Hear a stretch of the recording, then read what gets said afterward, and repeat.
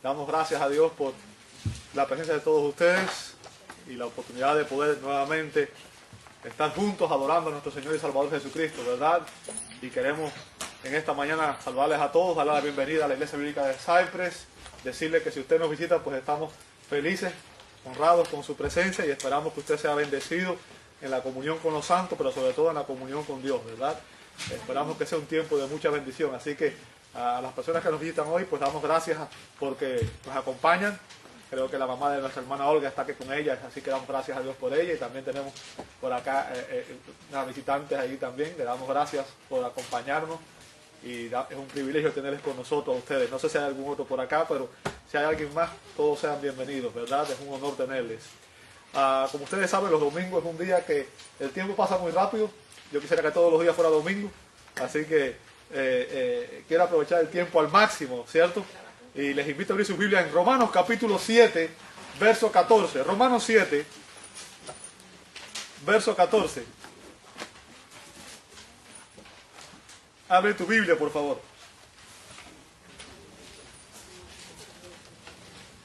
Romanos capítulo 7. Recuerden que estamos siguiendo una serie basada en la carta, la epístola del apóstol Pablo a la iglesia de los romanos. Y estamos en el capítulo 7. Y hoy vamos a empezar a ver el verso 14. Esta sección va hasta el verso 25. Pero por amor de ustedes, creo que voy a predicar esta sesión durante como 4 o 5 semanas, tratando de acortarla bastante. De hecho, el mensaje de hoy lo acorté más porque debí predicar un mensaje solo de la introducción del mensaje. Así que, pero decidí que está bien así. Romanos 7, verso 14. Abre tu Biblia, por favor.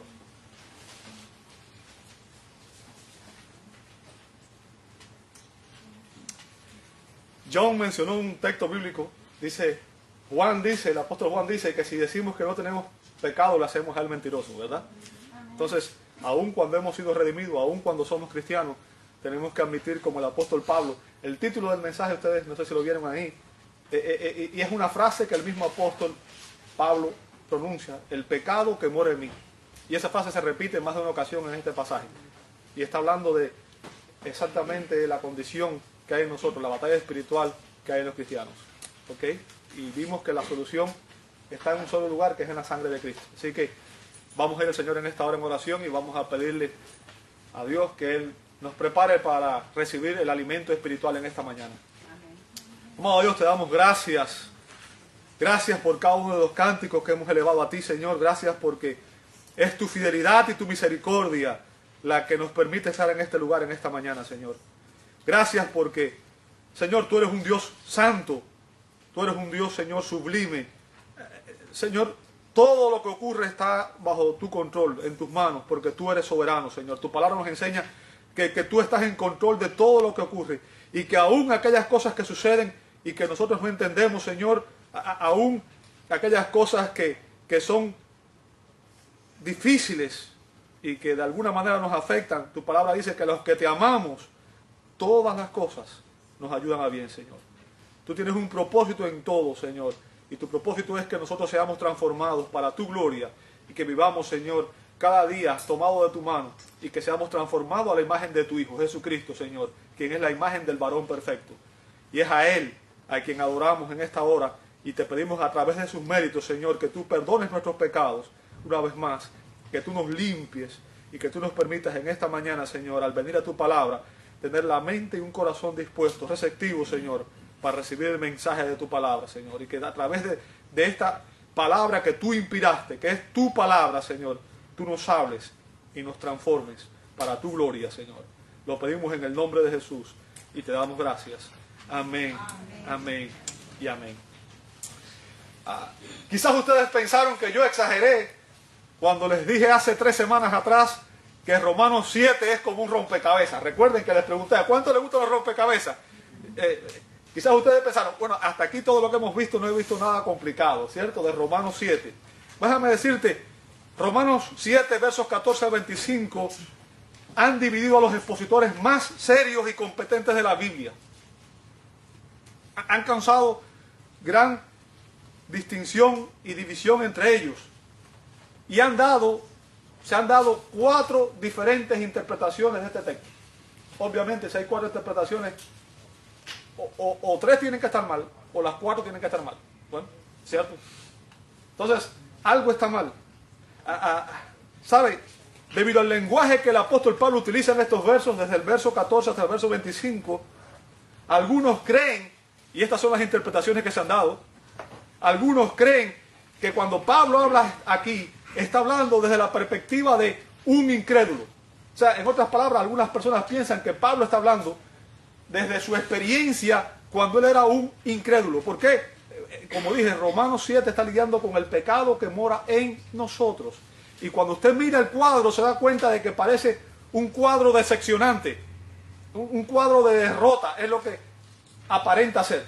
¿Ok?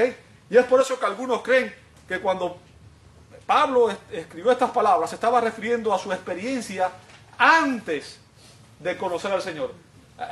El gran teólogo San Agustín tuvo esta fue su opinión en un principio, mientras era comenzaba en el estudio de la Escritura, pero después cambió su posición, ¿verdad?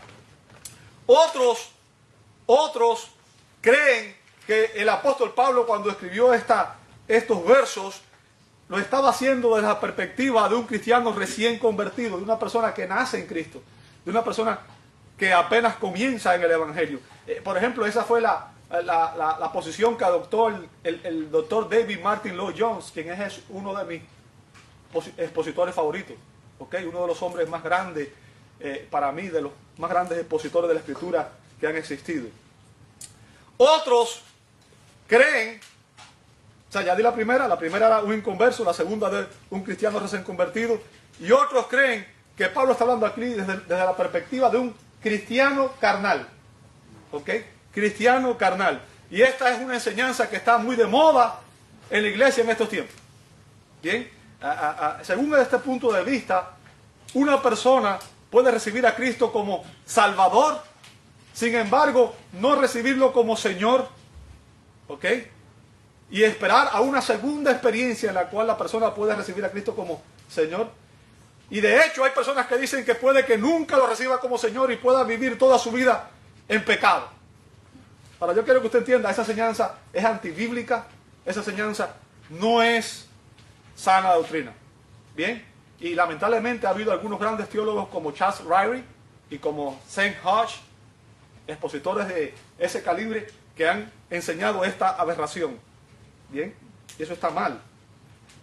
Otros creen que Pablo está hablando aquí, y esta es la cuarta interpretación, como un cristiano maduro, como un creyente maduro en la fe, ¿verdad? ¿Sabe? Y esa ha sido la interpretación que sostienen la mayoría de los comentaristas reformados, como Agustín llegó a esa conclusión después, Lutero, Calvino y muchos otros, y sobre todo los puritanos. ¿Ok? Entonces, cuando yo hice el análisis de este verso, obviamente a mí me gusta hacer la exégesis por mí mismo. No me gusta ir primero a lo que piensan los otros para no dejarme influenciar por nadie más, ¿verdad? Las primeras preguntas que yo debo hacerme cuando usted ve un texto como este es: ¿quién está hablando aquí? El apóstol Pablo. Y le está hablando a la iglesia de Roma. Está escribiendo una carta a la iglesia de Roma. Ahora, los pronombres personales están en primera persona del singular. Pablo está hablando de sí mismo. Usa pronombres como yo, ¿verdad? Yo. Está hablando de su persona. No está hablando de otra persona. No se está identificando con nadie. Está hablando desde su propia experiencia. Además de eso, todos los verbos de este pasaje están en presente.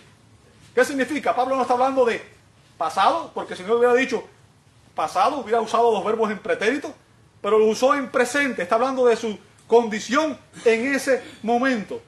¿Bien? Y recuerde, lo otro es que Pablo no era, en ese momento, cuando escribió esta carta, ni era un inconverso, ni era un recién convertido, ni era un cristiano carnal. Era el apóstol Pablo, el apóstol de Jesucristo. Para mí, el hombre de Dios más importante en el Nuevo Testamento después de Jesús. ¿Ok? De los apóstoles, para mí no ha habido otro más relevante que Pablo, por encima de Pedro y por encima de Juan, que son dos grandes apóstoles. Pero Pablo para mí es el modelo, el patrón del Nuevo Testamento. Entonces, Pablo está hablando no desde la perspectiva de un inconverso, no desde la perspectiva de un nuevo creyente, no desde la perspectiva de un una persona carnal, porque Pablo no fue un hombre carnal. Pablo pudo decir, sean imitadores de mí, así como yo lo soy de Cristo. Ahora, yo no sé cuántos de ustedes se atreven a hacer una declaración como esa, ¿verdad? Pablo vivió para la gloria de Dios. Y desde el día de su conversión, ese hombre dedicó su vida por completo al servicio del Señor y al Evangelio de Cristo. Entonces, para mí, obviamente, Pablo está hablando aquí de su propia experiencia como un cristiano maduro, de su lucha interna con el pecado como un cristiano maduro, un cristiano controlado por el Espíritu. Y de hecho, como dije, este hombre es un apóstol de Jesucristo. Entonces, a lo que tenemos que entender es que para hacer una exégesis precisa hay que primero entender ese trasfondo. Y lo segundo que tenemos que entender, es importante recordar el contexto en que se encuentran estos versos, ¿verdad? Pablo está enfatizando en este pasaje desde mucho antes, está enfatizando que todos aquellos que han sido justificados por la gracia de Dios mediante la fe en Cristo, y recuerden que ese es ¿qué cosa? Ese es el Evangelio. Somos justificados por la gracia de Dios mediante la fe en Cristo. Sin eso no hay salvación. La salvación siempre ha sido por gracia, por medio de la fe y en Cristo. Tanto para el Antiguo Testamento como para el Nuevo Testamento. Bien, fuera de eso no hay salvación. Bien, eso es importante que lo entendamos. Ese es el Evangelio, esa es la esencia del Evangelio de Dios. Y Pablo está enfatizando que a todos aquellos que hemos sido justificados por la gracia de Dios mediante la fe en Cristo, y nos explicó que todo creyente es justificado por medio de la fe en Cristo en los capítulos 4 y 5, lo que Pablo está enseñándonos ahora es que todos esos que han sido justificados también serán santificados. Es por eso que no creemos en la doctrina de un cristiano carnal. Un cristiano puede tener actitudes carnales, pero no ser un cristiano carnal. Esa categoría no existe en la Escritura. ¿Ok? Todo aquel que ha sido justificado será santificado. Eso es lo que está enseñando Pablo en los capítulos 6 y 7 de Romanos. ¿Me siguió hasta ahí? Muy bien. Ahora, en Romanos 7, específicamente, hablando en cuanto a la santificación, Pablo tiene un tema en mente. ¿Ok? Pablo nos explica cómo la ley de Dios se relaciona con nuestra fe en Cristo. ¿Me estás escuchando? Préstame mucha atención, si no, no vas a entender el pasaje. Cómo la ley de Dios, cómo la ley moral de Dios se relaciona con su fe y con la mía. Y recuerde, no somos salvos por la ley, somos salvos ¿por qué? Por gracia mediante la fe en Cristo. Pero la ley tiene un rol y un papel en la vida cristiana. ¿Ok? Al examinarse bajo el estándar de la ley de Dios, al examinar su comportamiento, su vida, su conducta, bajo el estándar de la perfecta ley de Dios, el apóstol Pablo reconoce que él está muy lejos de alcanzarlo. ¿Ok? Él está muy lejos de decir, yo he obedecido la ley. Y Pablo, hablando desde su propia experiencia, hablando de su propia batalla, de su propia experiencia, el apóstol en estos versos de Romanos 7, 14 a 25, nos da 4 enseñanzas sobre nuestra batalla con el pecado. La batalla que usted y yo libramos con el pecado. ¿Me sigue hasta ahí? Así que esa es la esencia de lo que vamos a ver. La batalla del cristiano con el pecado que mora en él. ¿Bien? La batalla del cristiano con el pecado que mora en él. Como dije, son 4 enseñanzas. Por amor a ustedes, el día de hoy nada más vamos a ver la primera. ¿Bien? La primera. Y en su primera enseñanza, que va de los versos 14 al 17, el apóstol Pablo nos describe su condición, nos describe su conducta y finalmente nos describe su causa o la causa de su conducta. ¿Ok? Vamos a ver su condición. Fíjense, el verso 14, el apóstol Pablo comienza diciendo, porque sabemos. O sea, ¿qué le dice a usted? El primer porque es una conexión, le dice que viene conectando lo que vamos a ver ahora con lo que habíamos visto anteriormente, ¿verdad? Romanos 7, del 1 al verso 13. Bien, la enseñanza que el apóstol nos da a continuación es una verdad que es reconocida y obvia para todos los cristianos. Lo que Pablo va a decir aquí es una verdad que es reconocida y obvia para todos los creyentes. Es algo que Él espera que todo creyente lo sepa. Usted y yo deberíamos saberlo. Bien, eso es lo que está tratando de decir. Y después dice, bueno, ¿qué es lo que sabemos, Pablo? ¿Verdad? ¿Qué es lo que sabemos? Pablo dice que la ley es, ¿qué cosa? Espiritual. Espiritual. ¿Qué significa eso? Que la ley participa de la naturaleza del Espíritu Santo que la inspiró. Recuerde que la Escritura no fue traída por voluntad humana, dice el apóstol Pedro en 2 de Pedro 1:21, sino que los santos hombres de Dios hablaron siendo inspirados por el Espíritu Santo. De tal manera que el autor de la Escritura, de las Sagradas Escrituras, detrás de cada uno de los 40 autores humanos, es el Espíritu Santo de Dios que la inspiró. Y es por eso que esta Escritura es infalible, inspirada, inerrante, es la palabra de Dios. ¿Ok? Ella refleja la naturaleza divina, refleja sus perfecciones. Es por eso que ella es inerrante, ¿verdad? Fue inspirada por el Espíritu de Dios. La ley expresa además la voluntad de Dios para la vida humana. Recuerden que dijimos que la ley fue dada ¿para qué? Para regular y controlar la vida humana. Las leyes existen para que la gente pueda vivir dentro de ciertos parámetros y no viva como quiera, ¿cierto? Dios es el legislador supremo. Dios estableció todas las leyes, independientemente de que existen leyes humanas. Pero al final de cuentas, es Dios el legislador supremo, ¿verdad? Y la ley, especialmente la ley de Dios, la ley moral, expresa la voluntad de Dios para su vida y para mi vida. ¿Bien? Ella, escúcheme bien, la ley moral es la norma de vida que una vida gobernada por el Espíritu debe cumplir. O sea, una persona que dice que está gobernada por el Espíritu, que dice que está en Cristo y que es un cristiano genuino, su anhelo debe ser cumplir la ley de Dios, obedecer la ley de Dios, no rechazarla. Usted no es salvo por cumplir la ley, usted es salvo por la gracia de Dios mediante la fe en Cristo, pero si usted es salvo, su anhelo será vivir como Dios quiere que usted viva. O como lo dijo, voy a decirlo a alguien que lo dijo mucho mejor que yo, como dijo San Agustín, Agustín de Hipona, afirmó, escuche sus palabras, la ley ha sido dada para que se implore la gracia. La gracia ha sido dada para que se observe la ley. Creo que eso está más claro que el agua, ¿cierto? La ley nos demuestra que usted y yo nunca vamos a poder cumplirla y que somos pecadores y que necesitamos a Cristo. Y la gracia nos ha sido dada para que nosotros entonces, por la gracia de Dios y el poder del Espíritu Santo, podamos vivir de la manera que Dios quiere que nosotros vivamos. ¿Ok? Ahora luego Pablo dice, ego de sarkinos eimi, o sea, mas yo soy carnal. ¿Ok? El adjetivo carnal, sarkinos, significa literalmente hecho de carne. La ley es espiritual, Pablo es hecho de carne. Y lo que Pablo está haciendo aquí es estableciendo una comparación entre la naturaleza de la ley y la naturaleza humana.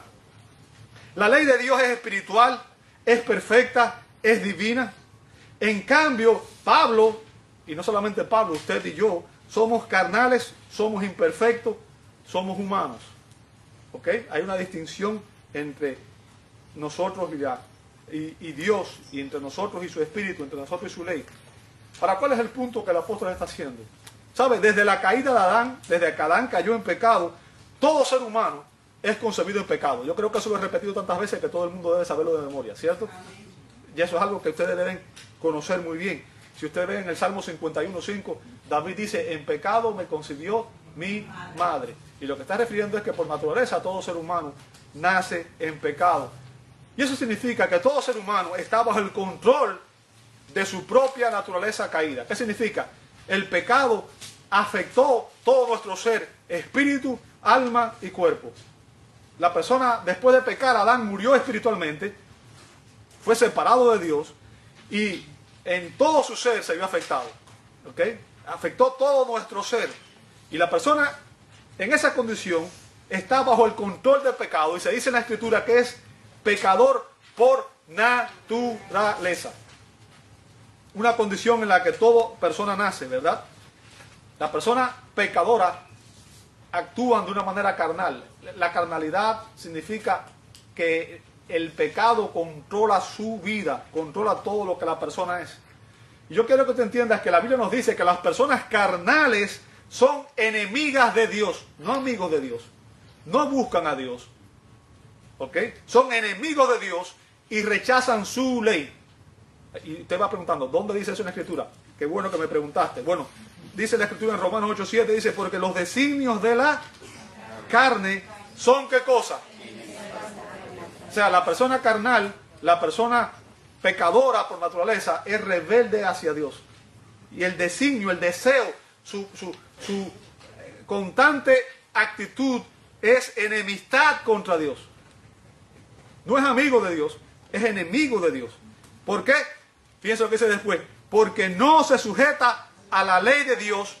Y note lo que dice después aún, ni tampoco pueden. O sea que aunque quisieran, no podían. ¿Por qué? Porque su naturaleza se lo impide. Es por eso que para poder cambiar de esa condición, lo que tiene que ocurrir es un milagro que se llama nuevo nacimiento, que es algo que solamente Dios puede producir. No es algo que ningún hombre puede hacer. ¿Sabe? El Evangelio uno tiene que predicarlo y entender que la convicción, la Biblia dice en Juan 1:13, que el que nace de nuevo nace por voluntad divina, no por voluntad de varón, ni por voluntad de hombres.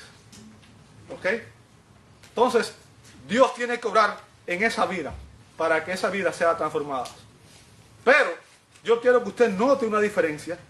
Pablo no dice aquí, yo estoy en la carne, lo cual lo pondría él en la condición que acabo de mencionar. Sería un enemigo de Dios, sería contrario a la ley. Pablo no dice eso. ¿Ok? Porque si él hubiera dicho eso, significaría que él estaba totalmente controlado por la naturaleza pecaminosa y que era un enemigo de Dios y que no se sujetaba a la ley de Dios. ¿Ok? El apóstol Pablo ya nos enseñó a nosotros que los cristianos no estamos en la carne. Eso lo dijo en Romanos 7:5. En Romanos 7:5. Fíjense, porque mientras estábamos en la carne, mientras estábamos, ¿en qué tiempo está eso? Pasado. Usted y yo estábamos en la carne. ¿Cuándo? Cuando estábamos sin Cristo. Pero cuando una persona se convirtió, nació de nuevo y hay una nueva naturaleza y la persona ya no está en la carne, ahora está en Cristo. ¿Ve la diferencia? Ahora, Pablo dice, yo soy carnal. ¿Qué significa eso? Bueno, en su exposición de este pasaje el doctor John MacArthur afirma que la idea es que aunque los creyentes ya no están en la carne todavía está en ellos. Aún siendo un apóstol de Jesucristo, él, Pablo, posee un residuo de la pecaminosidad que caracteriza a todos los seres humanos, incluso los que en Cristo son salvados de su dominio total y de su condenación eterna. Usted y yo vinimos a la Santa Cena. Y antes de hacerlo, ¿qué es lo que se nos dice en la Escritura? ¿Qué tenemos que hacer? Orar a Dios, confesar nuestros pecados, arrepentirnos y pedir que nos lave con la sangre de Cristo. Y tenemos que hacer eso no una vez. No oramos una vez y decimos ya, y estoy perdonado para siempre. Sino que tenemos que hacerlo constantemente, porque con mucha frecuencia, mucho más frecuentemente de lo que nos gustaría, tenemos que admitir que usted y yo tenemos pensamientos, sentimientos y actitudes pecaminosas. ¿O soy yo solamente? Ok, qué bueno que no soy el único. ¿Sabe? Como les dije, en la salvación ocurre una transformación maravillosa. Pablo dice en 2 Corintios 5:17 que si alguno está en Cristo, es nueva criatura. Fíjense, oiga esto, si alguno está en Cristo, ¿ok? Cristo es el camino de salvación. Si usted aceptó a Cristo, recibió a Cristo, aceptar no, porque no es la palabra correcta, recibió a Cristo como Señor y Salvador.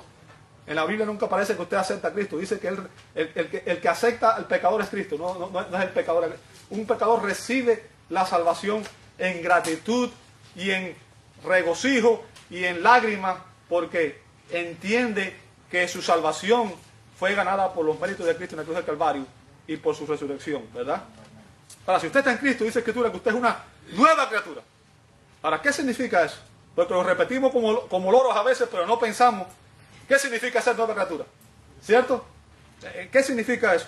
Bueno, yo quiero que usted entienda, cuando usted viene a los pies de Cristo y Cristo viene a su corazón, la Biblia dice que Dios nos da una nueva vida espiritual. Eso está en Efesios capítulo 2, verso 1. Dice que Él nos dio vida cuando nosotros estábamos muertos en nuestros delitos y pecados. O sea, Él nos da vida espiritual. Antes de eso, usted y yo estábamos muertos espiritualmente. En ese momento, su alma, su ser interior es regenerado total y completamente de una vez y para siempre. O sea, nuestra alma es regenerada y está lista para entrar al cielo. ¿Por qué? Porque en ese momento Dios le otorga a usted el perdón de todos sus pecados, pasados, el pecado incluso de incredulidad, presentes y futuros. ¿Bien? ¿Me sigue hasta ahí? Pero no solamente eso, aparte de que somos regenerados por completo y para siempre, un cristiano, dice 2 de Pedro 1.4, que es participante de la naturaleza divina. ¿Me escuchaste? Escúchalo de nuevo y préstame atención para que entiendas lo que voy a decir. Un cristiano es participante de la naturaleza divina. ¿Qué significa eso? No significa que tú te conviertes en divino. Tú no eres Jehová Junior. ¿Ok? Eso es una blasfemia de las más grandes que yo he escuchado. Lo que significa es que por la fe Dios te da vida espiritual y Él mismo viene a morar en ti. Pero tú no de alguna manera te conviertes en Dios, ni Dios se convierte en humano, ¿ok? Sino que Él, ahora, como tú estás regenerado, tienes vida espiritual, Él mismo por la fe habita en ti. El Dios Trino viene a habitar en el creyente.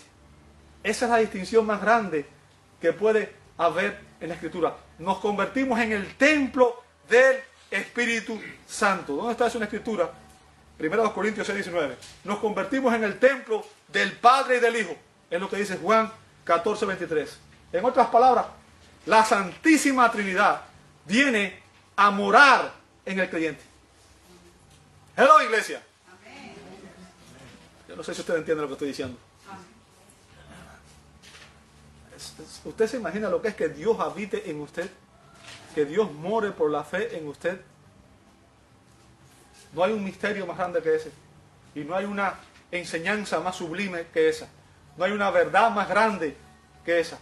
No hay nada que se pueda comparar con esa enseñanza, ¿verdad?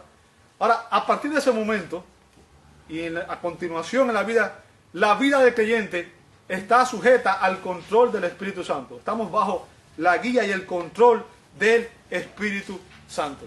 ¿Bien? Es lo que la Escritura nos enseña. Y eso es lo que realmente produce un cambio en nosotros.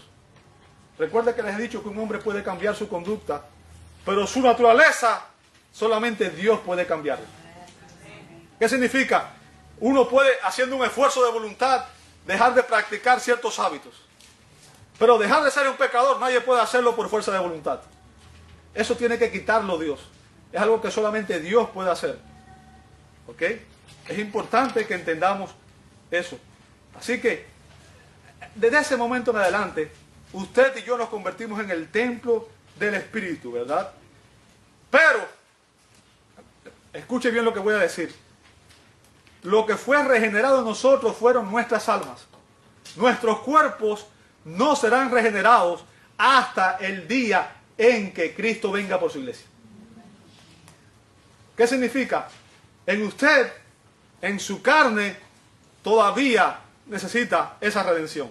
Nuestros cuerpos claman por la redención, porque mientras estemos en estos cuerpos, todavía nuestros cuerpos están bajo la influencia del pecado. ¿Me siguió hasta ahí? Su alma ha sido regenerada, pero su cuerpo y mi cuerpo no. ¿Ok?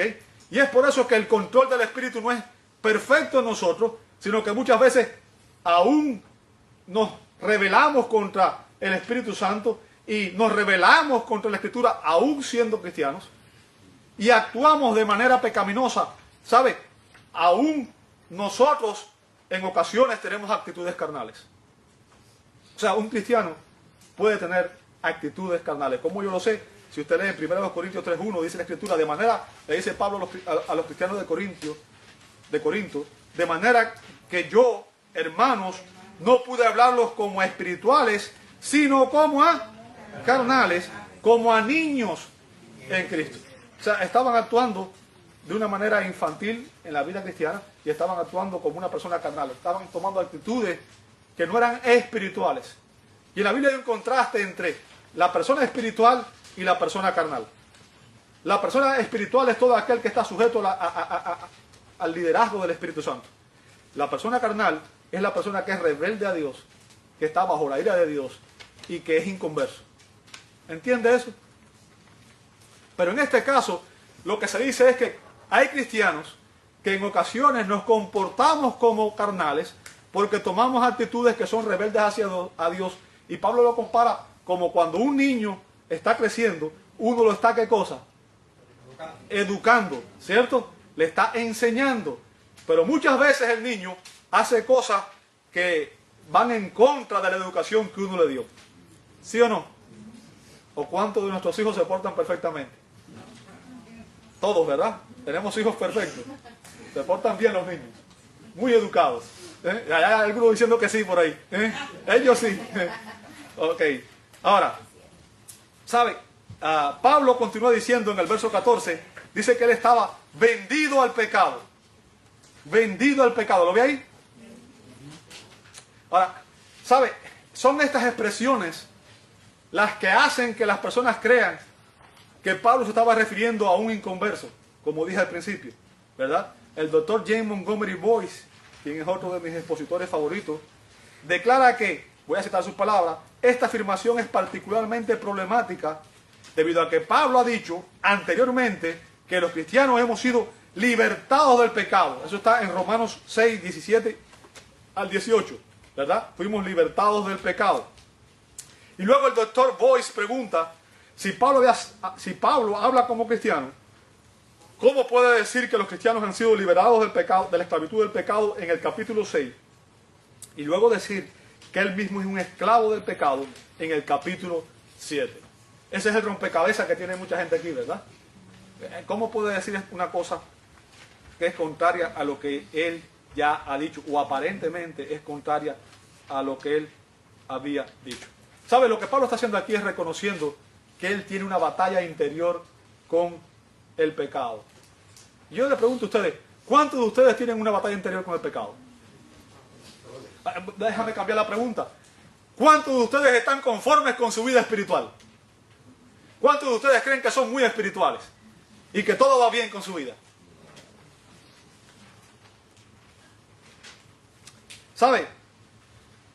El apóstol afirma que en su carne, en estos versos el apóstol afirma, en el verso 18, él afirma que en su carne no mora el bien.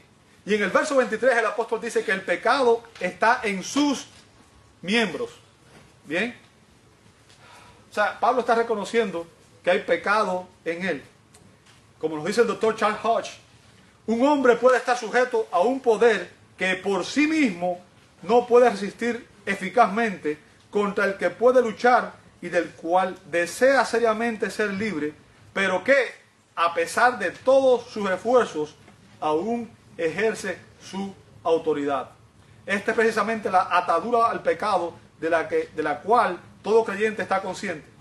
Siente que hay una ley en su cuerpo que lo somete a la ley del pecado y que su desconfianza hacia Dios, su dureza de corazón, su amor por el mundo y por sí mismo, su orgullo, en resumen, su pecado permanentemente es un poder real del que anhela ser libre contra el que lucha, pero del cual no puede emanciparse él mismo. En otras palabras, el punto es que usted y yo no podemos librarnos del pecado por nosotros mismos. Nunca vamos a vencer el pecado en nuestras fuerzas. Hello. ¿Ok? Pero sabe, si usted lee en el verso 22, Pablo también dice que según el hombre interior, él se deleita en la ley de Dios. ¿Ve ahí?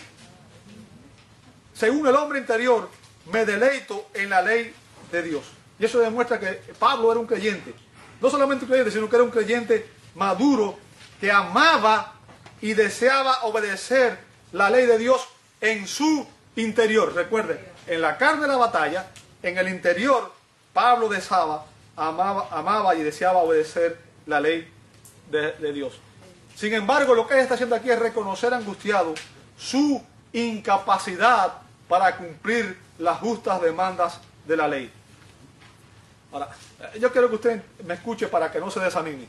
Nuestra batalla con el pecado va a durar toda la vida, mientras estemos en este cuerpo. ¿Me escuchó? Esto es una batalla que va a durar toda la vida. Ahora, a mayor madurez espiritual, a medida que una persona crece espiritualmente, a medida que una persona madura espiritualmente, la persona experimenta al mismo tiempo una mayor sensibilidad y rechazo hacia el pecado. ¿Me escuchaste? Cuando una persona es inmadura, ve el pecado como algo ligero. ¿Ok? Es como un niño. Un niño ve las cosas a veces y las cosas malas no las ve tan malas. ¿Ok? Hasta que madura y se da cuenta de lo que es correcto y lo que es incorrecto, y entonces la ve diferente. A mayor madurez espiritual vamos a ser mucho más sensibles hacia el pecado. Bien, eso es importante que lo entendamos.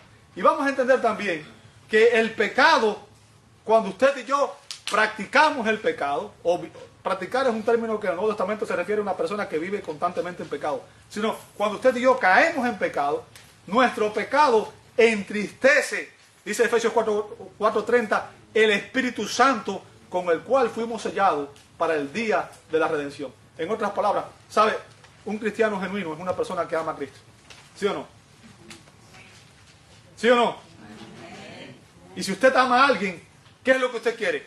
¿Lastimar a esa persona? ¿Ofender a esa persona? ¿Herir a esa persona? No. Usted quiere que esa persona se sienta bien con usted. Por tanto, tenemos que evitar todo aquello que me lleva a herir al Espíritu Santo, a lastimar al Espíritu Santo, ¿verdad? Como dijo el teólogo británico Charles Crapshaw, cuanto más seriamente un cristiano se esfuerza por vivir en la gracia y someterse a la disciplina del Evangelio, más sensible se vuelve a el hecho de que incluso sus mejores actos y actividades están desfigurados por el egoísmo que sigue siendo poderoso dentro de él, y no menos malvado, porque a menudo está más sutilmente disfrazado que antes. ¿Qué significa eso? A veces la tendencia que tenemos es a justificarnos a nosotros mismos. Recuerden que nuestro corazón es engañoso, ¿verdad? Y usted escucha frecuentemente personas decir, no, dije una mentira piadosa o una mentira blanca. Las mentiras ni son piadosas ni son blancas, son mentiras. Es un pecado. Usted no puede justificar eso. ¿Me explico lo que estoy diciendo? Y a veces como cristianos lo que hacemos es empezamos a es que yo soy así, ese es mi carácter, por eso actúo con ira, por eso maltrato a mi esposa o a mi esposo, por eso dice mala contesta. No, eso es un pecado que está en usted y tiene que lidiar con él, ¿verdad? Tiene que venir a Cristo. Ahora, nuestra condición se refleja en nuestra conducta. Verso 15, el apóstol Pablo dice, porque lo que hago no lo entiendo, pues no hago lo que quiero, sino lo que aborrezco, eso hago. Ahora, yo no sé cuántos de ustedes le ha pasado eso. Hello. ¿Cuántos de ustedes han hecho algo que ustedes dicen, pero ¿por qué yo hice esto? Si yo sabía que no debía hacerlo. ¿Verdad? ¿Sabe? Estos versos reflejan el corazón de una persona que es madura, que es honesta y que está reconociendo su propia batalla interior. Algo que a muchos de nosotros nos cuesta trabajo reconocer. Generalmente cuando alguien nos pregunta cómo decimos, ¿cómo estás? Estoy bien. Bien de aquí para afuera, pero de aquí para adentro no estoy bien. ¿Cierto? Aquí vemos a un hombre que está angustiado por su incapacidad de cumplir las justas demandas de la ley de Dios. Un hombre que al leer la Escritura siente que en su interior algo está mal y que él está fracasando de alguna manera. ¿Ok? ¿Sabe? Esa no es la actitud de un hombre inconverso. ¿Sabe lo que pasa con las personas carnales, con los hombres inconversos? Dice el Salmo 36:4, el hombre inconverso medita maldad sobre su cama, está en camino no bueno. Y lo que dice al final, ¿y qué cosa? El mal no aborrece. Los pecadores aman el pecado. Ese es su primer amor. No es Cristo, no es la justicia de Dios, es su pecado. El mal no aborrece. En otras palabras, ningún pecador está angustiado porque no cumple la ley de Dios. Los incrédulos no les importa la ley de Dios. No les interesa. No están angustiados por ello. ¿Verdad? Por el contrario, los incrédulos están conformes con ellos mismos. ¿Sabe? Cuando hablo con la mayoría de los pecadores, la gente me dice, no, yo no soy pecador. Yo soy bueno. Yo le hago bien a todo el mundo. Parece que Jesús se equivocó cuando dijo que no había ninguno bueno, que solamente Dios era bueno. ¿Sí? Los pecadores están conformes con ellos mismos. ¿Sabe? Lo peor es que ni siquiera entienden, ni siquiera comprenden que necesitan ser salvos. Ni siquiera entienden su condición. Pablo fue el ejemplo de esto.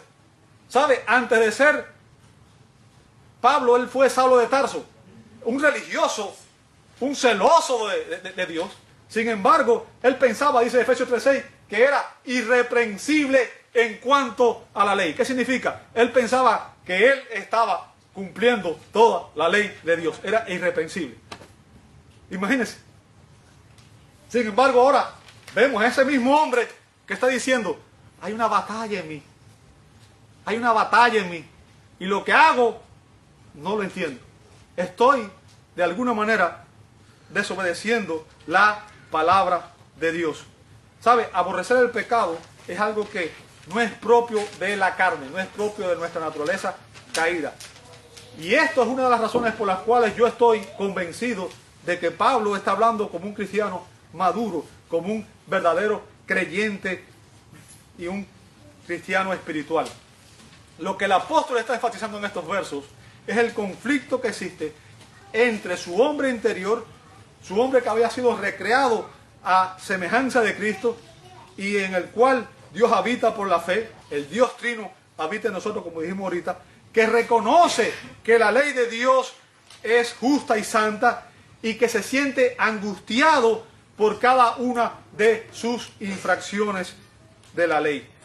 Ahora, por muy insignificante que sea, mientras más sensibles somos, más sensibles nos vamos a volver. Y cuando usted comete el más mínimo pecado, usted va a sentirlo más. ¿Ok? ¿Por qué? Porque el Espíritu Santo va a traer mayor convicción en nosotros.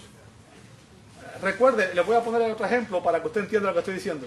Cuando usted va en el carro, ante de sí tiene un panel, y en el panel hay un montón de luces. Y las luces tienen un propósito, es decirle cuando algo no está funcionando bien. ¿Cierto? Usted cuando sale una luz no hace así y la tapa, ¿verdad? Y dice, voy a seguir, voy a tapar la luz y voy a seguir, porque en fin de cuentas no pasa nada. Si usted hace eso, quizás el carro siga corriendo por un tiempo, pero va a llegar un momento en que el carro se va a fundir y se va a echar a perder. ¿Usted qué hace? Usted lidia con eso, ¿cierto? Para el Espíritu Santo, y no estoy tratando de comparar al Espíritu Santo, entiendan, nada más estoy tratando de hacer una analogía para que usted... El Espíritu Santo obra en nosotros y trae convicción para que nosotros lidiemos con los problemas y vengamos a Él y busquemos la ayuda para poder salir de esas cosas con las cuales estamos lidiando. No se trata de que usted lidie con ellas solamente, sino que venga a Dios y sea honesto con su condición y busque la ayuda en Dios mismo, en el Espíritu Santo y en la Escritura para poder salir del pecado que nos afecta. ¿Ok? Poder lidiar con nuestra condición y poder vencer el pecado en el poder del Espíritu. ¿Sabe? Como dice el Dr. William Hendricks, como creyente agradecido y afectuoso, su patrón ético no es nada menos que la perfección moral. ¿Sabe? Ese es el patrón ético que tenemos. ¿Quién es nuestro patrón? ¿Quién es nuestro patrón?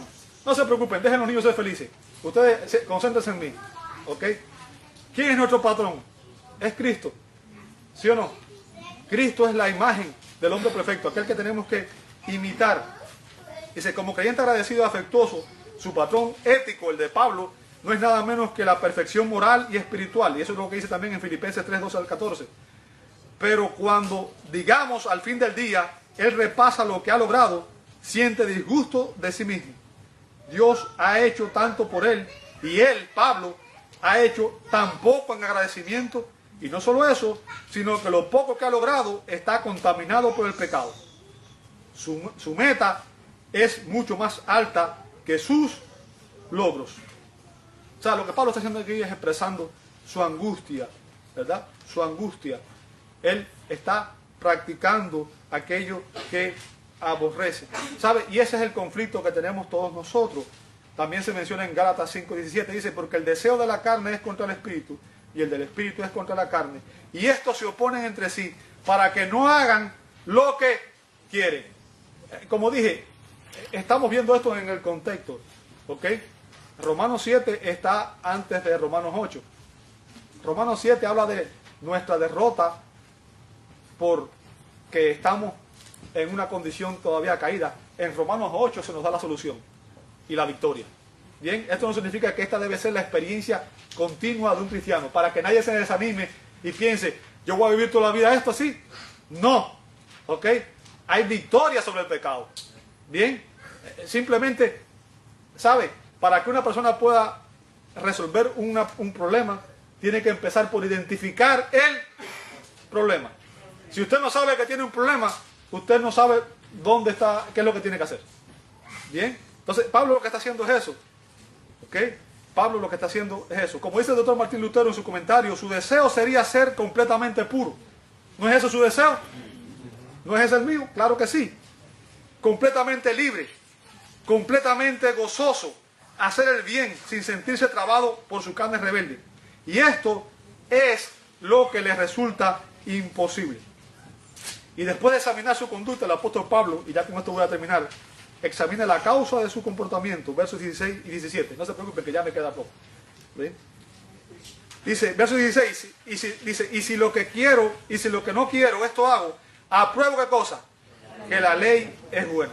O sea, una vez más, el apóstol defiende la ley de Dios. ¿Sabe? La ley de Dios es perfecta. ¿Okay? La ley de Dios es perfectamente santa, perfectamente justa, perfectamente buena. Y en ninguna manera la ley de Dios es responsable por su pecado. Eso es lo que Pablo quiere dejar claro.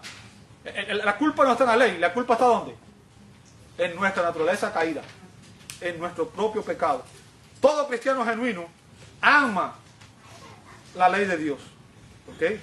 Y nuestro mayor anhelo, escúcheme bien, nuestro mayor deseo debe ser obedecerla, cumplirla perfectamente.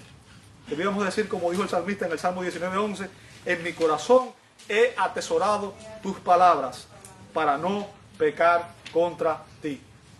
Y esta es una cita de la Biblia de las Américas. ¿Ok? Ahora, a diferencia de los incrédulos, que en Romanos 8:7 Pablo dice, no se sujetan a la ley de Dios y tampoco pueden, los cristianos podemos decir, como el salmista en el Salmo 48, el hacer tu voluntad, Dios mío, me ha agradado y tu ley está en medio de mi corazón. Ahora, el punto que quiero que usted entienda es que mientras más usted madura en la fe, mientras más maduro es el cristiano y más sujeto está a la dirección del Espíritu Santo, experimentará una mayor convicción al desobedecer la ley de Dios. Y la pregunta entonces es, ¿cuál es la causa del problema? ¿Por qué estamos donde estamos?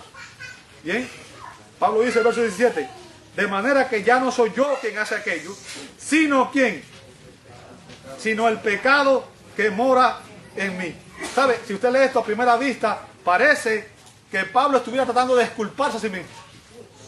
Le está echando la culpa a otro. ¿Sí o no? Es lo que parece. ¿Ok? Pablo afirma que él no desea quebrantar la ley de Dios y adjudica sus acciones, le atribuye sus acciones al pecado que mora en él, en aquella parte de su naturaleza humana que todavía no ha sido regenerada, que todavía no ha sido redimida. ¿Ok? Su naturaleza regenerada ya no aprueba el pecado, su ser interior ya no aprueba el pecado, ¿ok? No está de acuerdo con el pecado, pero el pecado todavía se aferra a él en la carne. Y esto demuestra el poder que tiene el pecado en nosotros, que ningún esfuerzo humano, ni el poder preceptivo de la ley de Dios puede vencer. Ahora les vuelvo a recordar aquí el punto que le hice al principio, ya estoy terminando con esto.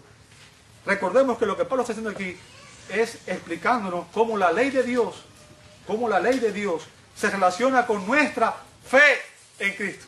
¿Recuerda eso? Se lo dije al principio. Ok, ahora, el punto, amado hermano, es que aquellos que se deleitan en la ley de Dios según el hombre interior, descubrirán que la ley no puede traer justificación. ¿Ok? ¿Por qué? Porque somos justificados por la gracia de Dios mediante la fe en Cristo, y tampoco puede santificarnos. Bien, la ley lo que hace, su propósito es señalar el pecado para que los incrédulos puedan ser llevados a Cristo. Recuerda que la ley es nuestro tutor, nuestro ayo, para llevarnos a Cristo, y la ley continúa obrando en nosotros, señalando el pecado en los creyentes. ¿Para qué? Para que entonces nosotros busquemos la liberación que viene de parte de Dios en Cristo y a través del Espíritu Santo, como vamos a ver en las próximas semanas. En otras palabras, la función de la ley es llevarnos a Cristo y llevarnos al Espíritu Santo, que es la solución a nuestro pecado, la única solución a nuestro pecado. Te invito a orar. Amado Dios, te damos gracias. Gracias porque como Pablo todos podemos reconocer estas verdades, de que estamos batallando con el pecado. Pero gracias porque en tu palabra tú nos enseñas que hay victoria sobre el pecado y que, Señor, tú nos vas a dar esa victoria si venimos a ti en Cristo a través del poder del Espíritu Santo. Señor, gracias por todo lo que tú haces por nosotros y gracias por tu amor y tu misericordia.